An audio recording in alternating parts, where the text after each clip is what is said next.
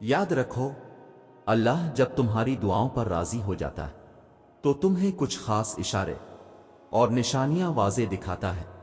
कुछ दरवाजे या कुछ राहें जब अल्लाह बंद कर देता है तो हमें लगता है जैसे वो हमें सजा दे रहा है, हमारी दाला नहीं सुन रहा, जो हमें चाहिए वो नहीं समझ रहा।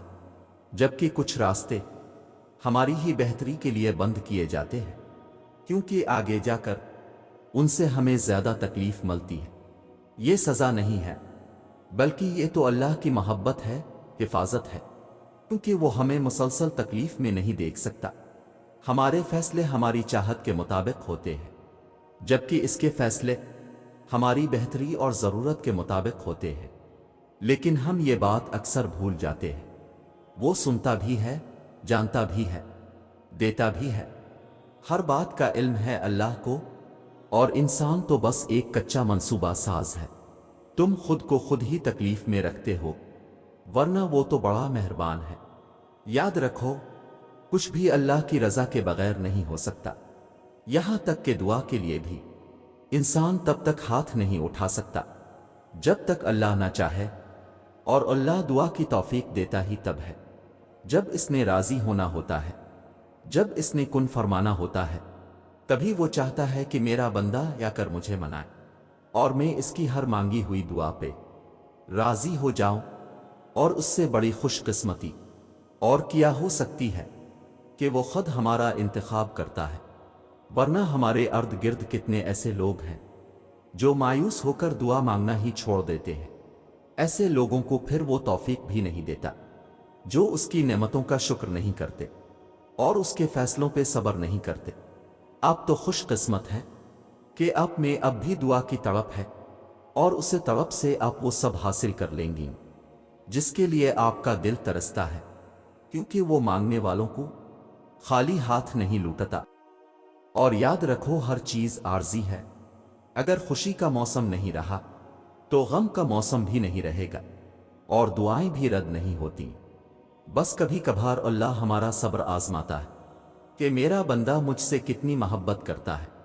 और कुछ दुआएं होती ही इतनी प्यारी है कि अल्लाह को अपने बंदे पे इतना प्यार आता है कि वो उन दुआओं को अपने पास संभाल कर रख लेता है।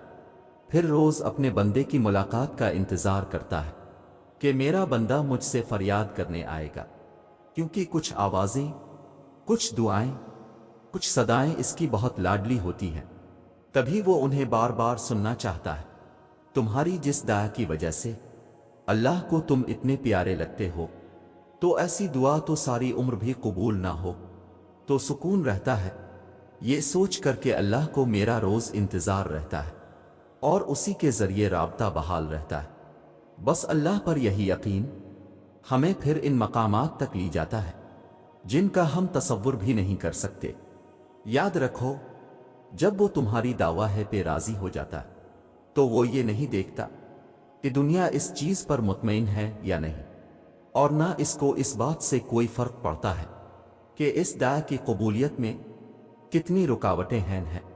वो जब इरादा बांध लेता है तो नामुमकिन की सारी गिरह अपने आप खिल जाती है। अल्लाह ताला कुरान करीम में फरमाता है कि यकीनन तुम्हारे इस गम का अंजाम आगाज से बेहतर होगा। फिर क्यों थक किए हो, क्योंकि राह में ही रुक गए हो, क्यों खुद को इन गमों तक ही महदूद कर लिया है, क्यों दुआ नहीं करते हो। अल्लाह ने खुद तुमसे वदा किया है कि अगर साबित कदम रहोगे और अल्लाह पर यकीन रखोगे तो हर कहानी का इख्तिताम पर सुकून होगा। इस गम का आगाज जैसे भी हुआ, जिससे भी हुआ, मगर उसका इख्तिताम बहुत परसुकून होगा। ये जो तूफान तुम्हारे सीने में अलिफाटेता है, ये भी मध्यम पड़ जाएगा। जो याद तुम्हें सोने नहीं देती, इसे तुम्हारे दिल से मिटा दिया जाएगा। जो तुम्हें चाहिए वही तुम्हें दे दिया जाएगा, जो बेहतर नहीं उसे बेहतर बना दिया जाएगा, और जो छोड़ गया इसके बदले तुम्हें इससे भी बेहतर अता कर दिया जाएगा। फिर क्यों शक कर रहे हो अपने रब की रहमत पर? भरोसा रखो, अब जो होगा बहुत बेहतरीन होगा। तुम सब्र की इंतहा पर होना तो सुनो, इसकी मदद बस पहुंचने वाली है। तुम्हारे ये बहाए हुए आंसू उसने कबूल कर लिए हैं। तुम्हारा सजदों में इसको पुकारना इसे पसंद आ गया है। وہ بس اب راضی ہو گیا ہے تم سے۔ تمہارا نصیب اب بہت جلد بدلنے کو ہے۔ اب تمہارا گھر بھی خوشی کے پھولوں سے مہک جائے گا۔ تمہاری بے رنگ زندگی میں اب وہ رنگ بھرنے والا ہے۔ یقین کرو تم اپنی دعاؤں کی قبولیت جلد دیکھو گے۔